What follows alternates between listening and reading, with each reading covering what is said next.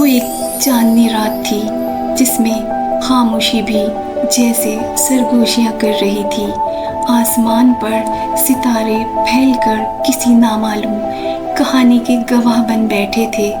کراچی کی ٹھنڈی ہوا میں ہلکی نمی تھی، جیسے کسی کی یادوں کی خوشبو، اور اسی چاندنی رات میں ایان نے پہلی بار اسے دیکھا تھا۔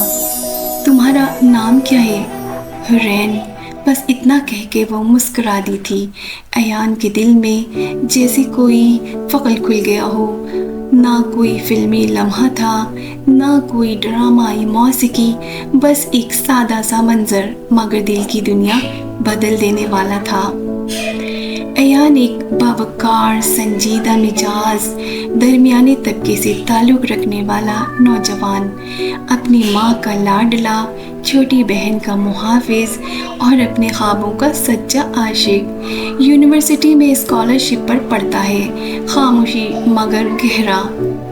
حرین ایک خوبصورت، شائستہ، تعلیم یافتہ اور دل سے حساس لڑکی، ایک معزز اور خوشحال خاندان سے تعلق رکھتی ہے، اپنے والدین کی عزت کرتی ہے، مگر اپنے دل کی آواز بھی سنتی ہے۔ پہلی ملاقات یونیورسٹی کی بارش میں۔ یونیورسٹی کے لان میں بارش ہو رہی تھی، درختوں کے پتے بھیگ رہے تھے اور طلباء چھتریاں لے کر بھاگ رہے تھے۔ ایان ایک کونے میں کھڑا اپنی فائلز بچھا رہا تھا، وہ بھیگ رہی تھی، بالوں کی نوک سے پانی ٹپک رہا تھا، دوپٹے کا کونا بھیگ چکا تھا۔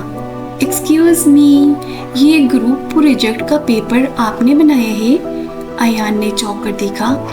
وہ وہی لڑکی تھی جس کا نام اسے لسٹ میں ملا تھا، حرین۔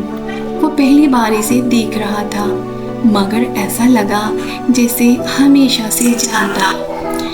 آہستہ آہستہ دل کی راہیں کھلتی گئیں، گروپ پروجیکٹ کے بہانے ملاقاتیں بڑھیں، پھر لائبریری میں ایک ہی کتاب کو پڑھنے کے لمحے، پھر کینٹین میں چائے پینے کے 2 کپ، اور پھر دعاؤں میں صرف ایک ہی نام رہ گیا تھا، ایان کے لیے حرین اور حرین کے لیے ایان۔ تمہیں دیکھ کر ایسا لگتا ہے جیسے ہر چیز مکمل ہو جائے گی۔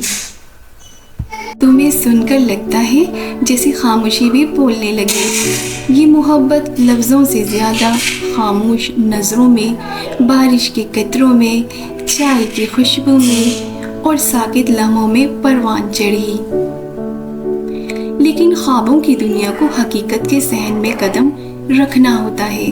جب ایان حرین کے والدین سے ملا، صرف ایک جملہ ملا، ہم بیٹی کو تم جیسے لڑکے کے ساتھ نہیں باندھ سکتے، اور ایان نے خاموشی سے سر جھکا لیا، نہ لڑا نہ چیخا، کیونکہ اس نے سچائی کو دل سے قبول کیا۔ حرین نے نہ بغاوت کی، لیکن ہار بھی نہ مانی، وہ اپنے جذبات کو وقت کے حوالے کر گئی۔ وقت کی خاموشی، دعاؤں کا سفر۔ سال گزرے، ایان نے جاب کی، گھر سنبھالا، چھوٹی بہن کی شادی کروائی، حرین نے ماسٹرز مکمل کیا، والدین کا مان بڑھایا، ہر خوشی میں شامل رہی سوائے اپنے دل کی خوشی کے۔ مگر وہ دونوں ایک دوسرے کے ذکر پر مسکرا جاتے، جیسے کوئی پرانا گیت دل میں گنگنا رہا ہو۔ دوبارہ ملاقات ہوئی چاندنی رات میں، 5 سال بعد، ایک شادی کی تقریب۔ ایان نے نیلا شیروانی پہنا تھا اور حرین نے چاندنی کے رنگ کی ساڑی۔ جب نظریں ملی تو وقت رک سا گیا، کوئی لفظ نہیں تھا، صرف خاموشی تھی، مگر دل کہہ رہا تھا، میں نے تمہیں آج بھی ویسا ہی پایا جیسے کل چھوڑا تھا، اور اس بار بات ادھوری نہ رہی۔ حرین کے والد ایان کے بدلتے حالات اور خاندانی سلیقے سے متاثر ہو چکے تھے۔ اس بار جب ایان نے ہاتھ مانگا تو اب صرف اتنا تھا، ہمیں فخر ہوگا، تم ہمارے داماد بنو۔